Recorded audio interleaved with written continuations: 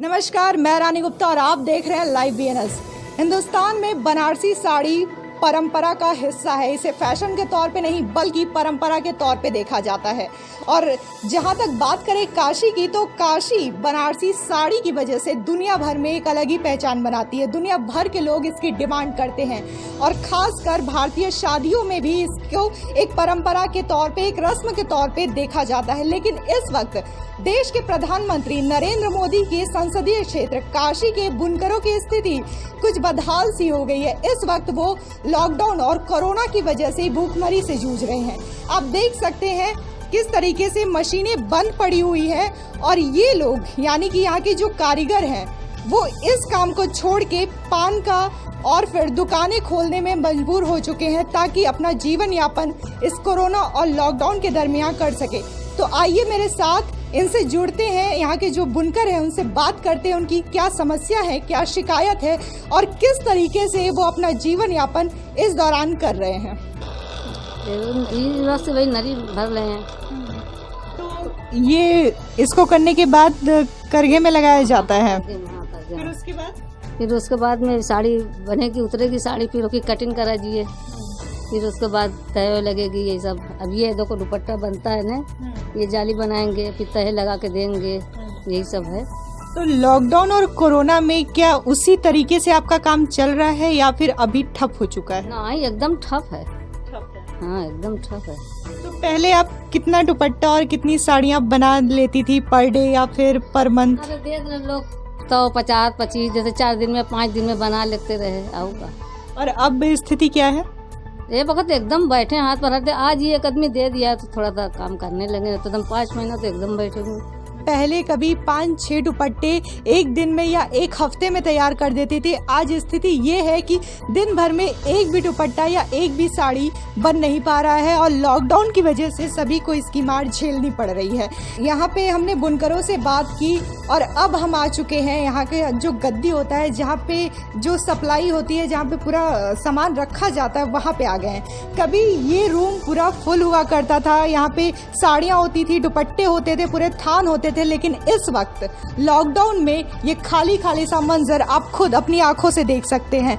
हम चलेंगे बगल वाले कमरे में, यहाँ पे भी स्थिति वही है। पूरा कमरा खाली है और कुछ ही थान और कुछ साड़ियाँ ही रखी हुई है। तो चलिए इनके ओनर से हम मिलते हैं और जानते हैं कि किस तरीके की समस्याएं उन्हें देखनी पड़ रही हैं, किस तरीके की शिकायतें सरकार से उनको है।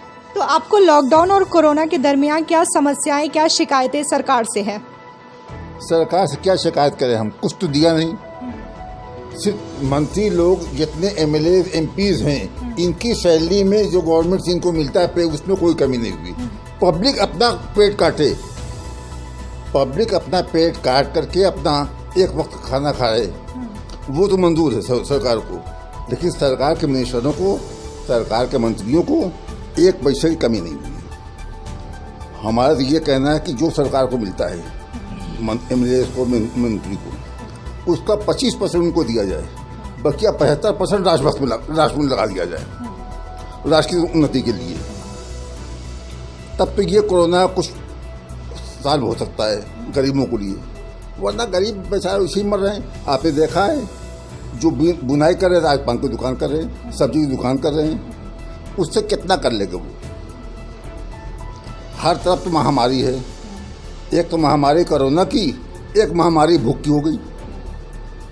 सब मर रहे हैं इसी में, पूरा समाज मर रहा है। आप किसी गली में किसी कहीं भी ये देख लीजिए, बनारस में जो बनारसी साड़ी पूरी दुनिया में मशहूर थी, आज सब बंद हो गई। आज कहीं कुछ नहीं है, सब एकदम भूखे मर रहे हैं। एक एक वक्त के लिए वो इनसे उनसे मांग रहे हैं, वो भी नहीं मिल रहा है। भाई जिसके पास जितना रहेगा वो दे देगा, लेकिन उसके बाद तो नहीं दे पाएगा वो। बात करें एक बनारसी साड़ी को बनाने में कितने लोगों की हेल्प ली जाती है? देखिए, बनारसी साड़ी बनाने में पूरी फैमिली, एक 5 साल का बच्चा वहाँ से लेकर के एक 80 साल का बूढ़ा आदमी भी उसमें इन्वॉल्व रहता है। इस वजह से कि ये कुटीर उद्योग है। हिंदुस्तान में कृषि के बाद अगर कोई उद्योग है तो ये हैंडलूम कुटीर उद्योग है, ये हैंडलूम है। और इसकी ये दुर्दशा हो गई है। किसानों कर रहे हैं, किसान खुदकशी कर रहे हैं बुनकर जो है इधर उधर मजदूरी कर रहे हैं, तो कोई मकान बनवाने में गारा मट्टी कर रहा है, कोई इधर उधर जाए, कोई फैक्ट्री में कुछ लेबर का काम कर रहा है। ये पोजीशन हो गई है हमारे यहाँ। तो बेसिकली इनका कहना है कि जहाँ एक बनारसी साड़ी को बनाने में एक फैमिली पूरी लगती है और वो सोचती है कि इस बनारसी साड़ी को बनाने के बाद अपना तो पेट चलेगा ही चलेगा, साथ ही साथ इस काशी की पहचान बनारसी साड़ियों के लिए दुनिया भर में मशहूर हो जाए। तो ये थी बुनकर की बस्ती में और नरेंद्र मोदी के संसदीय क्षेत्र की समस्या कि वो किस तरीके से परेशान है लॉकडाउन के बीच में और उनका जो व्यापार है पूरी तरीके से यूँ कहे कि ठप सा हो चुका है। जिन गलियों में पहले करघे की खटर पटर की आवाज़ आती थी, आज उन गलियों में सन्नाटा पसरा हुआ है और ये बस्तियां बिल्कुल सूनी पड़ी हुई है। हम तो यही कहेंगे कि प्रधानमंत्री नरेंद्र मोदी देश के हालांकि पीएम है, लेकिन उनकी अपनी काशी में बुनकरों की स्थिति बहुत ही खराब और भूखमरी से ये जूझ रहे हैं। तो आगे और भी खबरों के लिए देखते रहिए लाइव वीएनएस और इसके YouTube चैनल को सब्सक्राइब करना ना भूलें। मैं रानी गुप्ता, कैमरा पर्सन राजेश अग्रहरी के साथ।